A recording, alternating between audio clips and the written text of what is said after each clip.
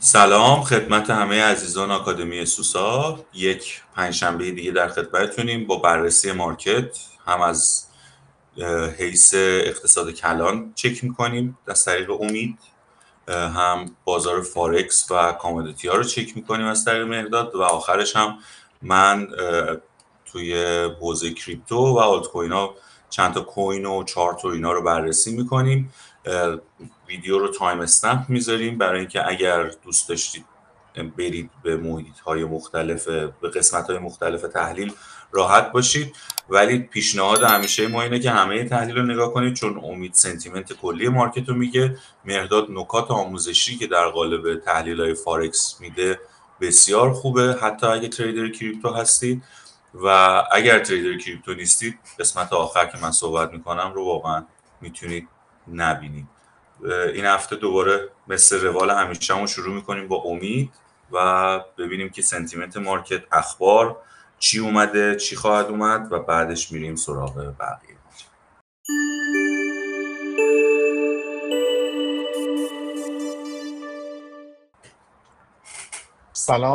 سلام به همه دوستان.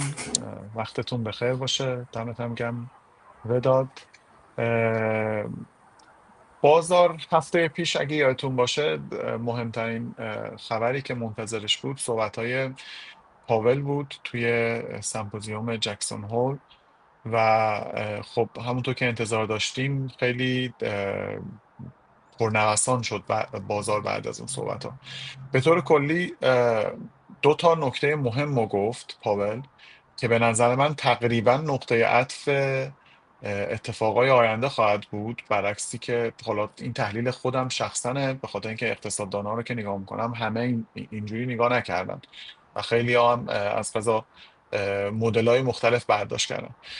ولی یکی این که گفتش که بازار کار برای ما بسیار مهمه و کلا بازار کار شرایط خیلی مناسبی نداره. یکی به خاطر بحث ایمیگریشن و پناهندگی ها و مهاجرت هایی که خب ترامپ جلوی خیلی از این مسائل رو گرفته، خیلی ها رو دیپورت داره میکنه. و بعد از اون هم بحث تعرفه ها و قیمت ها و کلا اینکه تولید کننده ها قیمت تمام شده تولیدشون خب خیلی بیشتر شده و این باعث میشه که مجبورشن تعدیل کنن توی شرکتاش. به طور کلی این اولین نکته ای بودش که به مذاق آدینس و مردم و اقتصاددانا خوش اومد، از این بابت که خب شرایط کار اگه مهم باشه ما خیلی عددهای خوبی تو هفته‌های اخیر ندیدیم و این به معنی اینه که احتمالا نرخ‌های بهره ماه سپتامبر کاهش پیدا خواهد کرد و احتمالا به سمت انبساط اقتصادی هم حرکت میکنیم. نکته دیگه که گفت بحث مربوط به تورم بود. گفت تورم رو دیدیم که همون هفته قبلش عددهایی که اومد یه مقدار بالا رفته. احتمالاً این از سمت تولید کننده به سمت مصرف کننده هم خواهد رسید و تورم مصرف کننده هم بالا خواهد رفت. اما این برای ما یک حرکت و یا یک واکنش کوتاه مدت میتونه تعبیر بشه، به این معنا که این مثل یه موجیه که میاد و احتمالاً بعد یه مدتی خواهد رفت. و گفت به خاطر اینکه داستان تعرفه هم هنوز خیلی تکلیفش معلوم نیست، نمیشه اصلا روی این تورمی که الان بالا رفته خیلی حساب کرد. یعنی گفتش که تورم بالاست، پس چه انقباض رو حتی سخت‌ترش بکنیم یا نرخ بهره رو حتی بالاتر ببریم. به نظر من با اینکه خبرها و چیزهایی که گفت خیلی مثبت نبود برای بازار، به این معنا که مثلا گفتش که تورم بالاست، خیلی معلوم نیست آینده، بازار کار برامون مهمتره ولی شرایطش هم خوب نیست. سیگنال خیلی مثبت خیلی بزرگی نداد، ولی به نظر من برای پاول، شما اگه پاول رو بشناسید متوجه میشید که اینجوری صحبت کردن پاول یعنی اینکه ما یه مقدار میخوایم ساده تر آسون ترش کنیم، یه مقدار انبساط رو بیشتر کنیم، چون همیشه تو شرایط عادی هم بسیار ضد بازار ریسکی صحبت میکنه، چه برسه به حالا تو این حالت. ولی با همه این عددهایی که تا حالا اومده بود اینجوری صحبت نکرد. من برداشتم این بودش که فدرال رزرو به سمت انبساط اقتصادی خواهد رفت تو آینده نزدیک، چون میدونه که ریسک رکود و مشکلات بازار کار بسیار بسیار جدیه.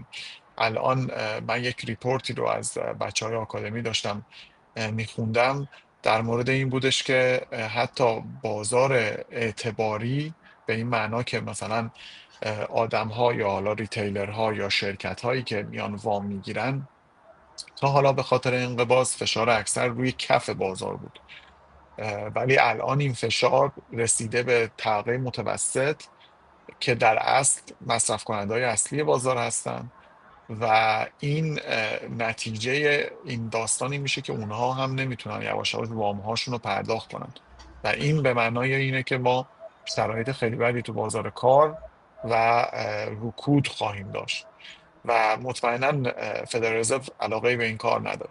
اصلا چه من خلاصه کنم، شرایط اقتصادی الان به این شرایط جوریه که به نظر من آینده مثبته، ما ریسک پذیر خواهیم شد، انبساط اقتصادی دیر یا زود شروع خواهد شد و هر اصلاحی که تو بازار میدیم تا زمانی که فاجعه ای، باز هم میگم تو هم صحبت هام و ویدیوهای قبلی هم هست، تا زمانی که فاجعه ای رخ نده که بخواد یک ریزش سنگینی تو بازار ریسکی داشته باشیم، هر ریزش الان یه اصلاحیه، یک فرصتی برای خریده، فرصتی برای ورود به بازارهای ریسکیه و دیتاهایی که امروز، فردا و هفته بعد خواهد اومد دیتاهای خیلی خیلی مهمی خواهند بود، گرچه ما انتظار داریم تورم بالا رفته باشه.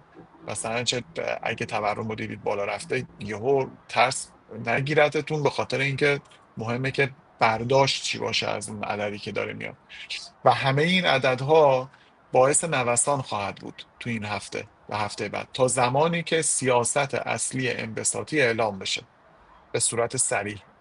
از الان فرض کنید حالا میتونه یه هفته 2 هفته دیگه باشه به صورت اورژانسی این اتفاق بیفته یا نه مثلا 2 ماه دیگه باشه، ولی تو این بازه تا زمانی که اون خبر خواهد اومد هر اصلاحی به نظر من فرصت ورود به بازارهای ریسکیه. همین، فکر کنم خلاصه کردم. مرسی امید. آره، اگر اخبار تکمیلی رو از طریق کانال تلگرام میتونید ببینید، یعنی امید لطف میکنه برامون وایس میذاره یا اینکه موقع خبر اگه باشه یه تیپی میده و یه تیپ آف میگن به انگلیسی فکر کنم، یه پاپ آپی میکنه کانال تلگراممون و یه دیتاهایی داده میشه.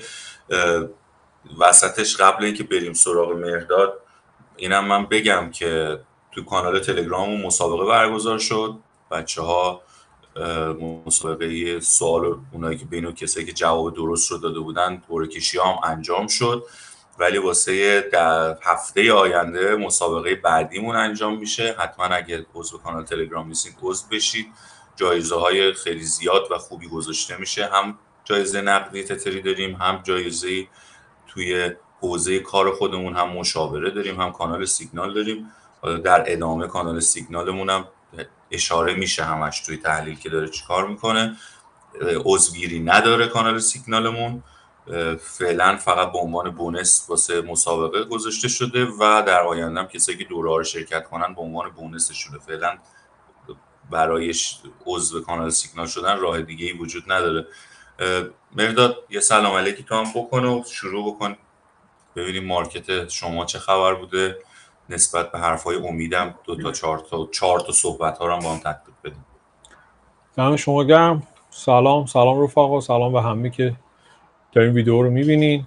امیدوارم که هم ویدیوهای هفتگی پنجشنبه هم باقی ویدیوهایی که بچه‌ها زحمت میکشن توی کانال یوتیوب میذارن ببینین، دنبال کنین، حتما براتون نکات مثبت داشته. خود من ویدیوهایی که سه‌شنبه میذارم بهتون قول میدم که خیلی براتون مفید میتونه باشه اگر دنبال بکنید. هفتگی ویدیوهایی که گذاشتیم، محدودهایی که براتون مشخص میکنم تو ویدیو، سناریوهای احتمالی که برای هر کدوم از جوفرزا، سهام یا کامیدیتی ها میگم. خدا رو شکر تا اینجا که شرمنده نبودم نسبت بهشون و تحلیل ها اونجوری که دوست داشتم. هفته های خوبی بوده برام. مسلما هفته‌های بعدم خواهیم داشت، هفته‌ای که تحلیل‌ها اونجوری که می‌خوایم پیش نره، ولی خب تا اینجا خوب بوده. وین ریتی هم اگه بخوایم نگاه بکنیم، شاید حداقل نکات روانشناسیش و محدودهایی که مشخص می‌کنم سعی می‌کنم براتون توضیحاتی بدم که روشن باشه براتون. نوع تحلیلم فکر می‌کنم که چیز مفیدی باشه براتون. و خب ویدیوهای یک شنبه هم که روزای یک شنبه کریپتو وداد ضبط میکنه، اونو هم حتما تا الان ازش یه خورده زرنگ بوده باشین، چند تا سیگنال گرفتین و پوزیشناتون تو سود بوده. بریم سراغ بازار فارکس. به طور کل از شاخص دلار خسته کننده اگر بخوایم صحبت بکنیم، همچنان تو همون فشردگی که ما الان 3 هفته است داریم در موردش صحبت میکنیم هست. یه نکته فقط میشه در موردش گفت و اون هم این هستش که ما یه باکسی رو داریم اینجا که همچنان من منتظرم خودش رو به این باکس بین 94.5 تا 96 و 100 برسونه. صحبت زیادی نمیشه در مورد شاخص دلار کرد با توجه به اخبار و شرایطی که داریم. بهتره پس بریم سراغ طلا. از طلا شروع کنیم. یه نکته ای رو هفته قبل اگر خاطرتون باشه در موردش صحبت کردم، مووینگ 200 که تو تایم فریم 12 ساعته، نکته ای رو در مورد این قسمت ازش صحبت کردم براتون. یه لحظه باید به من اجازه بدین چون ویدیو رو داریم لایو میگیریم، من میوت بکنم و یه پنجره رو ببندم که این سر و صدا رو نداشته باشیم. خب به آگهی‌های بازرگانی برمیگردیم تا مرداد برسه.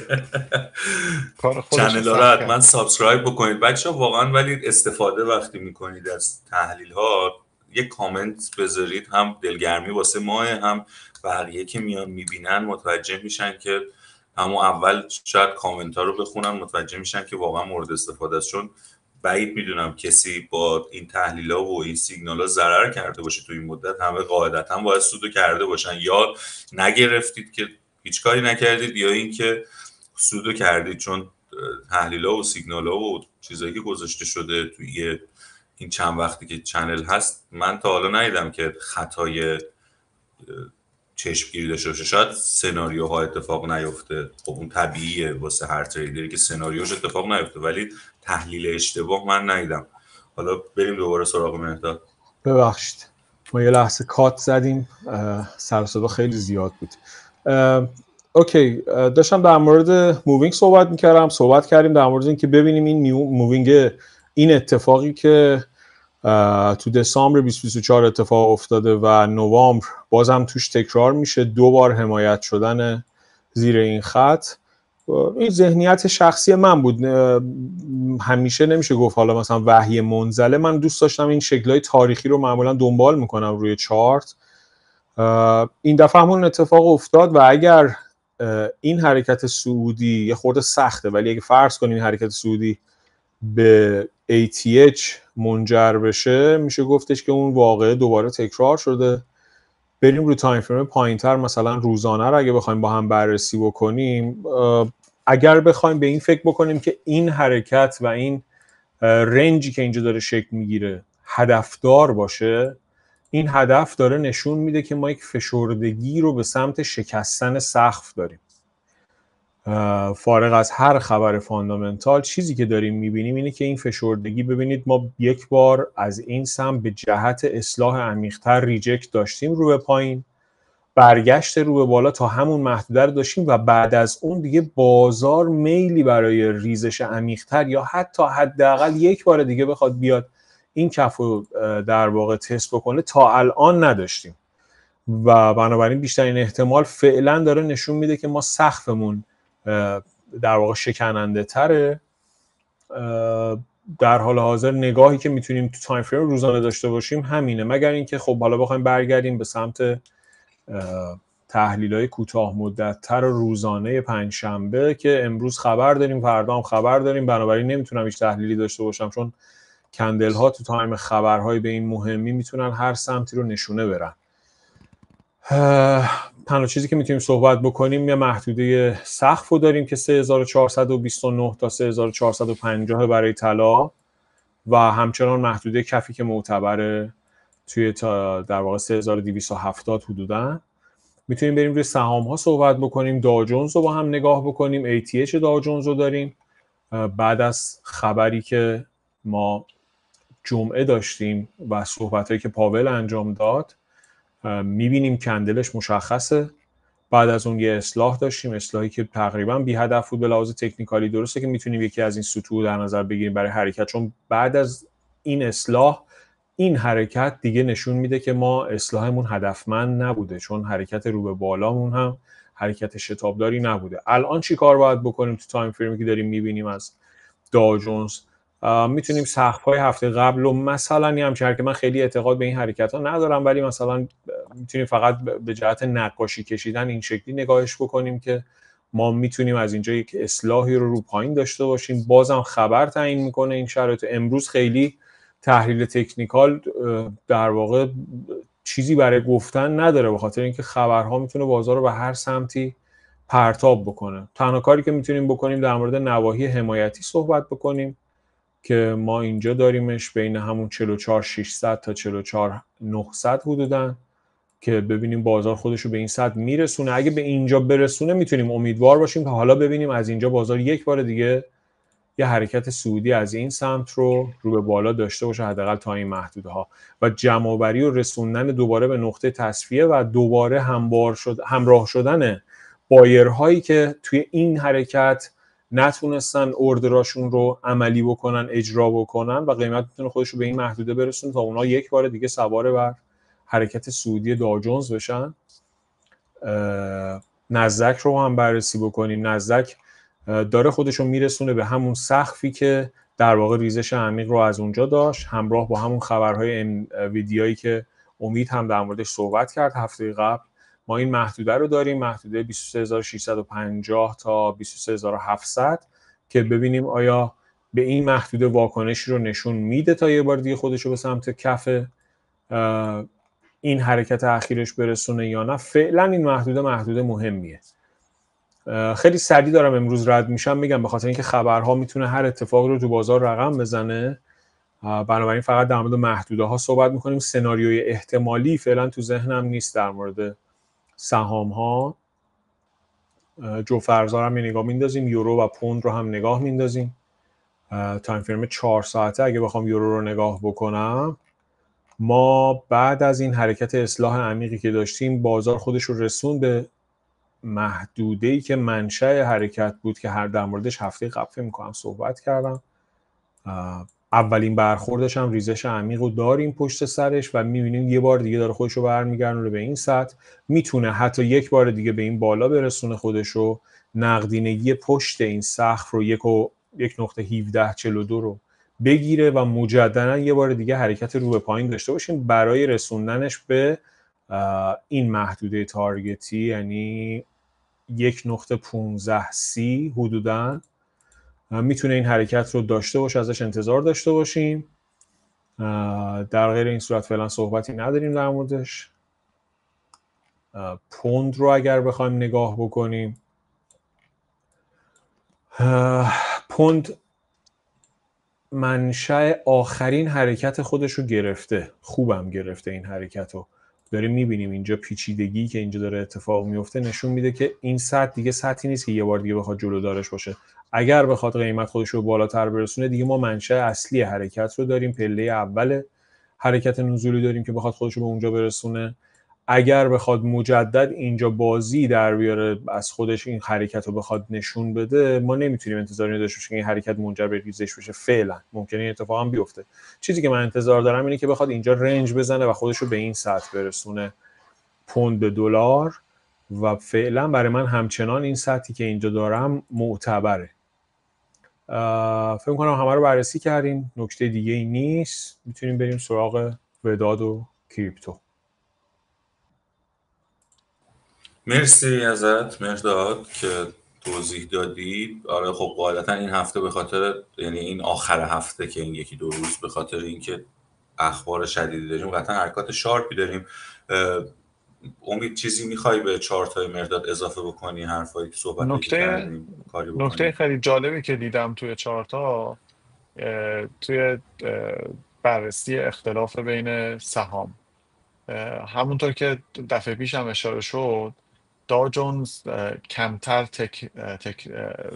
شرکت های تک توش هستن، ولی مثلا حالا نزدک خیلی بیشتر، و الان تفاوت حرکت اینها خیلی جالبه، به این معنا که داو جونز چون حالت سنتی داره و حباب شرکت های هوش مصنوعی رو سوار نبود، تونست بیاد آل تایم هایش رو بزنه الان، در حالی که اون نزدک قبلا این کارو کرده بود چون اون حباب وجود داشت و اون فومو کلا هوش مصنوعی وجود داشت. ولی الان که شرایط اقتصاد کلان میگه که فعلا باید حواسمون جمع باشه، ولی شرایط خوبه، این شرایط خوبه ای که آخر جملم گفتم باعث شده که به نظر من داو جونز به نظرش حالت ترادیشنال داره و سرمایه گذاری توش معنا داره، به خاطر همین حرکت خیلی جالب تری داشته از نزدک. اوکی مرسی. و چارت خاصی به غیر از کامودیتی چیز نبود؟ نه چارتی که وقت بچه ها رو بیشتر نگیریم. در مورد کشورهای مختلف خیلی نگاه کرده بودم، خیلی جذاب بود که کشورهای اروپایی، ژاپن، این اوراق بازدهیشون چه چیزی داره، ولی دینامیک اونا خیلی الان تاثیرگذار نیست تو بازاری که اونایی که دارن تماشا میکنن و نگاه میکنن ویدیومون رو براشون جذاب باشه، به خاطر همین نه چیز دیگه نیست. مرسی. آره اگر نیاز بود که واقعا آپدیتی باشه توی تلگرام میذاریم، بازم میگم هم یوتیوب هم تلگرام رو سابسکرایب کنید، ویدیوهای طول هفته یوتیوب ما میتونه خیلی کمکتون بکنه. بریم سراغ پس کریپتو که زودتر هم تمامش کنیم. یه سلامم بکنیم به عضو جدید آکادمی، عضو جدید که نه خودشون آوردن جلوی پردا، عضو سابقه. آره خب امید فقط یه تایید به من بده که ما چارت کریپتو رو داریم میبینیم. بله. خب کریپتو هم انتظاری که داشتیم 100% اتفاق نیفتاد، ولی تا حدودی انجام شد. یعنی من تحلیل رو سعی کردم شنبه شب، یعنی یک شنبه اول وقت بذارم که به بچه ها برسه اگر خواستیم حرکت صعودی داشته باشیم. خب تریگرهای صعودی فعال نشد. انتظاری که داشتیم این بود که بعد، چون هم هفته قبلش گفته بودیم هم این هفته هم من گفتم که ما دنبال ورود زود هنگام نیستیم، این هفته قبل رو برای همین منتظر مونده بودیم و اون ریزش تریگرهایی رو فعال نکرده بود واسه لانگ، برای همین نو پوزیشن بودیم هفته قبل رو. این هفته‌ای که گذشت هم به تریگر هامون نرسید، همچنان نو پوزیشن بودیم تا دیشب که تقریبا یه حرکت‌های تاییدیه هایی از صعود رو دیروز بهمون داد. یعنی میتونستید دیروز وارد پوزیشن بشید توی بیت کوین و آلت کوین ها قطعا بهتر بود. میریم سراغ دامیننس، ولی خب حرکت صعودی که به خاطر سخنرانی پاول روز جمعه داشتیم و همونطور که این فلش منم هست اینجا که تحلیل گذاشته بودیم، به نظر اصلاح دیگه تموم شده بود. منتظر ولی گفتیم میمونیم تا ببینیم 117 چه اتفاقی براش میفته که اصلا نرسیدیم هنوز به 117,000. برگشتیم دوباره به سمت پایین، ولی داریم زورمون رو جمع میکنیم. به نظر داره نشون میده چارت که میخواد دوباره حرکت رو بالاش رو ادامه بده.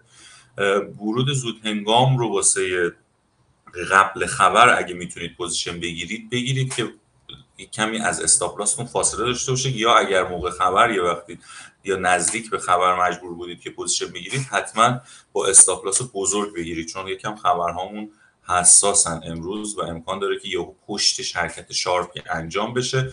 تا هم یک ساعت هم یه نگاه ریز بخوایم بکنیم، منظور از ورود زود هنگام یعنی بالای 114,000 113,500 میشه واسه لانگ بیت کوین وارد شد. برای اینکه بریم ببینیم تا 117 رو چیکار میکنه. کلا من خیلی موافق بیت کوین گرفتن نیستم، به خاطر اینکه ما توی دامیننس داریم میبینیم که همچنان حرکت نزولی ما رو به اتمام نیست و داریم به حمله به 57% هم انجام دادیم، داریم ادامه میدیم. حرکت رو به بالای دامیننسی که روز دوشنبه داشتیم خیلی مساعد نبود، خیلی نتونست پیشو بگیره و ادامه بده. این باعث شد که خیلی از آلت کوین ها اصلاح خیلی کمی داشته باشن، به خاطر در عین حالی که بازار داشت میریخت آلت کوین ها دامیننس داشت میومد پایین، بازار هم داشت میریخت و آلت کوین ها خیلی بعضیشون نریختن و این خیلی خوبه. ولی خب همچنان نگاهمون به 57% یا 57.5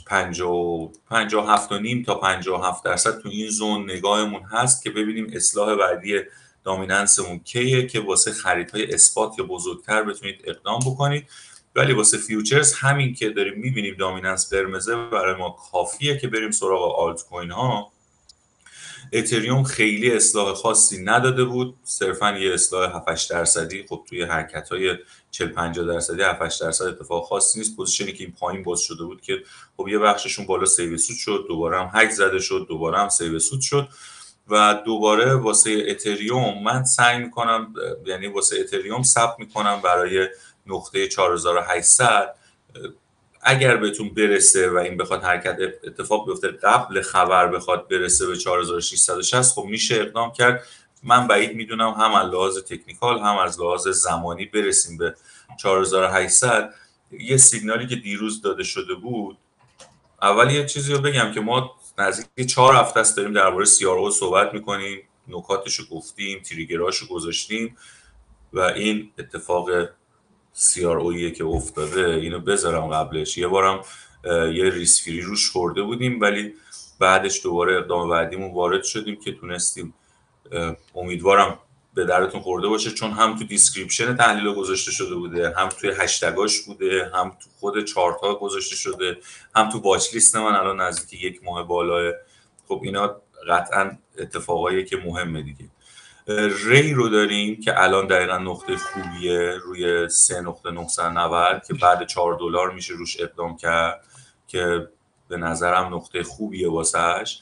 تو 1 ساعته نه ولی تو 4 ساعته خیلی جاش خوبه. تو 15 دقیقه کم حرکات شارپه، برای همین باید استاپ بزرگتری بذارید اگه میخوای وارد شید. سول رو از دیروز گفته بودیم که آروار 2 شو دیگه امروز داده بود. هم سول رو میتونستید رو 198 بعد اصلاح وارد شید، خب این رود زود هنگامه. هم نقطه $205 که داشت اصلاحش رو تموم کرده بود و حرکت رو به بالا. من اینا رو بچه‌ای که تحلیلای منو دنبال میکنن میدونن من یه سریا رو زودتر میگیرم به خاطر اینکه نقاط اذیتی که اون بالا داره رو اذیت نشم باشون. سول و ری که ری هم مال پلتفرم مخصوص سول هست رو حواسمون بهش هست. ENA رو هم دیده بودم که داشت یه تلاش‌هایی میکرد.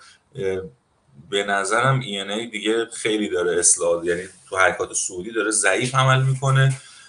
میتونید اگر توی سعودی یا پوزیشن هاتون به حالتی هست که میتونید ریسک مضاعف کنید رو کوینایی مثل ENA که علاوه پتانسیل خودشون و شبکهشون پتانسیل قوی دارن ولی از لحاظ چارت دارن ضعیف عمل میکنن، میتونید اقدام بکنید روی ENA. سوئی رو هم فکر کنم به جایی که بخوایم صحبت کنیم نرسیده بود. بله بقیه کوین ها به نقاطی که مد نظرمونه نرسیدن، مثل INJ، مثل سوئی، مثل ARB.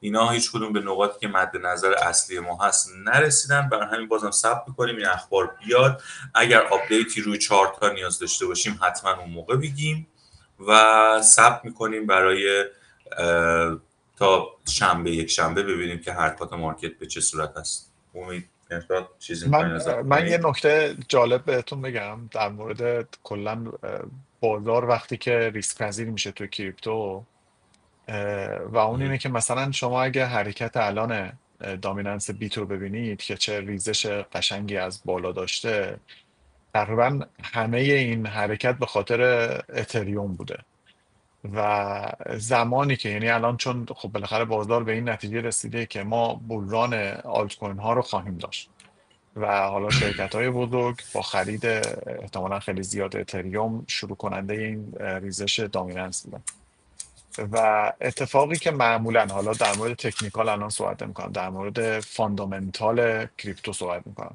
اتفاقی که معمولا میفته الان اتریوم دامیننسش خیلی رفت بالا و باعث شد دامیننس بیت بریزه ولی دامیننس بقیه کوین ها هنوز صعودی نشدن اصلا به اون حالت. اتفاقی که میفته احتمالا ما اصلاح دامیننس بیت رو زمانی خواهیم داشت که مردم به این نتیجه برسن مثل حالت بیت، به این نتیجه برسن که دیگه اتریوم بسشه، حالا یواش یواش از اتریوم بیایم بیرون و وارد کوین های ریسک بالاتر بشیم. اون موقع توی این فاصله که اینا میخوان خارج بشن از اتریوم تا وارد کوین های دیگه بشن، دامیننس بیت یه صعودی میکنه، چون اول میان تبدیل به بیت میکنن که معمولا قابل کنترل باشه، بعد میان تبدیلش میکنن توی مثلا بازه چند روزه تبدیلش میکنن به کوین های دیگه. اون موقع حرکت بعدی شارپ بیت رو خواهیم داشت، دامیننس بیت رو خواهیم داشت. کلا دینامیک اینجوری کار میکنه توی کریپتو، معمولا اینجوری بوده، حالا احتمالاً این دفعه هم مستثنا نخواهد. آره، به خاطر اینکه ما فکر کنم تو هفته قبل یا 2 هفته پیش تو پنجشنبه اتفاقا توضیح دادیم که مدلی که کار میکنه این شکلیه که برای اینکه چون خریدهای بزرگ هیچ کدوم توی صرافی‌ها معمولا انجام نمیشه و با تتر انجام نمیشه، درست. از بیت کوین تبدیل میشه به اتریوم، بخش عمدهش اتریوم، به خاطر اینکه اتریوم هم لیرهای زیادی داره، شبکه‌های زیر مجموعه خیلی زیادی داره و شما با اتریوم خودت مستقیم میتونی ARB بخری، نمیدونم سویی بخری، سویی که نمیتونی ARB بخری، OP بخری یا پولیگون بخری، BNB حتی بخری، میتونی همه این کارا رو انجام بدی. اونایی که میدونن زد که EVM هستن، اون کوین هایی که EVM هستن رو میتونید بخرید و بقیه لیر یک ها، یعنی بعد اتریوم میریم سراغ آدا، سول، اونایی که لیر یکن که کوین تبدیل میشه به اون، چون هم پول فیشو با اون میدی و راحتی، هیچ کس با تتر نمیاد مثلا روی چین ARB بره مثلا آلت کوین ARB مثلا توی اون چین رو بخره، یا مثلا هیچ کس با تتر نمیاد بره توی چین ZK مثلا ZF بخره. با اتریوم وارد میشن که هم فیاشون رو با اتریوم بدن و بعد هم میارن رو چین پایین ردش یا کوین های پایین ردش رو میخرن. برای همین این لول مندیه یه چیز طبیعیه و باید انجام بشه. این رفتار مارکتی که این اتفاق رو انجام میده و دامیننس ها مرحله مرحله پخش میشن از روی کوین ها به آلت کوین ها و لیر های یک و دو. دقیقاً. دمتون گرم. مرداد چیزی دم شما اضافه گرم. نمیخوای بکنی؟ نه دمت گرم، مرسی، خسته نباشید. اگه تا اینجا اومدین و هنوز سابسکرایب نکردید یا کامنت نذاشتید لطفاً این کار رو انجام بدید، به دیده شدن ما خیلی کمک میکنه. با یک شنبه که من تحلیل میذارم و 3 شنبه که مهرداد میذاره و 5 شنبه هفته دیگه، تا اون موقع خدا نگهدار همه. روزتون بخیر. خدا نگهدارتون.